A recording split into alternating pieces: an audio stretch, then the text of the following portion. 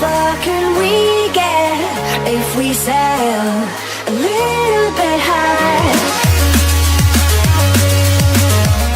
Scenes from the Capitol on a night of pomp, pageantry and politics from the State of the Union address. Talk about stepping on one's message. Schmoozing in the House chamber after delivering his maiden State of the Union speech, a hot mic caught President Donald Trump telling a Republican lawmaker that he was 100% in favor of making public a classified Republican intelligence memo.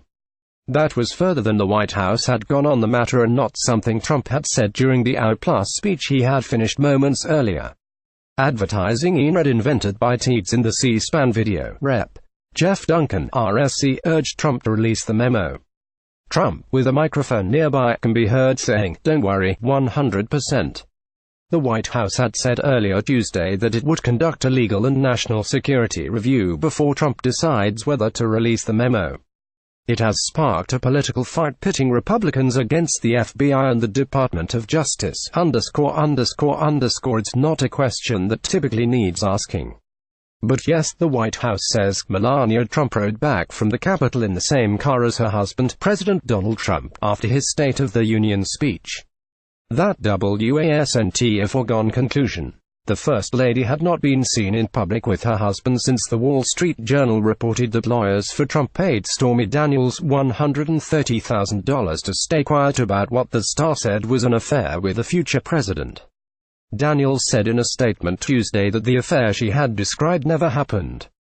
The couple's 13th anniversary passed without public comment, and Mrs. Trump abruptly cancelled her trip with the president to Davos, Switzerland, for an economic summit. Mrs. Trump traveled separately from her husband to the Capitol for the address. Her aide said she had held receptions at both places for the guests seated with her for the speech. The president began his speech by acknowledging the First Lady along with other congressional leaders. Mrs. Trump did not visibly react. It wasn't the longest State of the Union address. That designation still goes to former President Bill Clinton.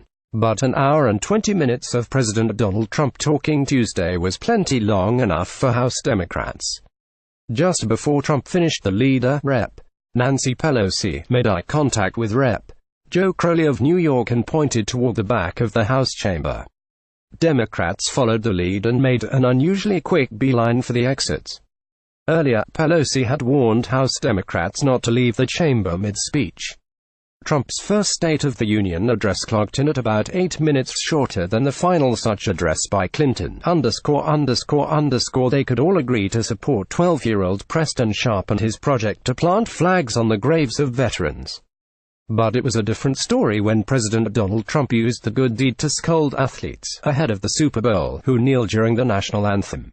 Members of Congress, the cabinet, the Supreme Court and assorted guests applauded Trump's shout-out to Preston, who noticed that not every grave was decorated with a flag at the California Veterans Cemetery where his grandfather was buried.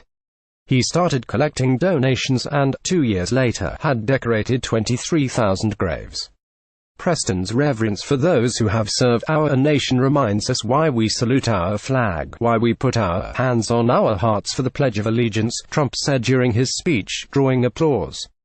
But the mood changed when the president added, and why we proudly stand for the national anthem. GOP lawmakers erupted in applause. Democrats were far more muted. Trump was a leading critic of NFL players, predominantly African American, during last fall's protests.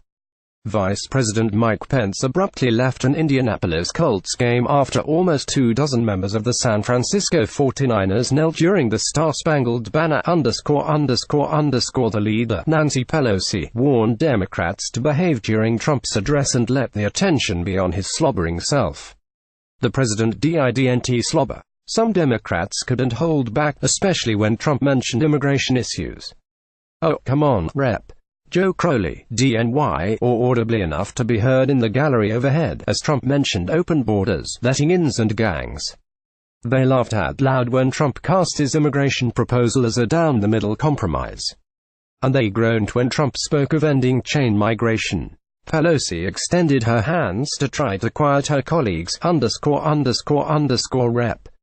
Rodney Davis, RL, strolled through the Capitol before the speech with a guest who was attracting more attention than he was.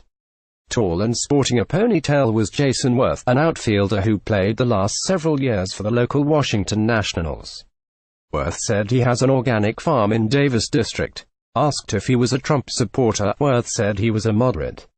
"I'm just spreading my wings a little bit," he said. Associated Press writers Matthew Daly and Alan Fram contributed to this report.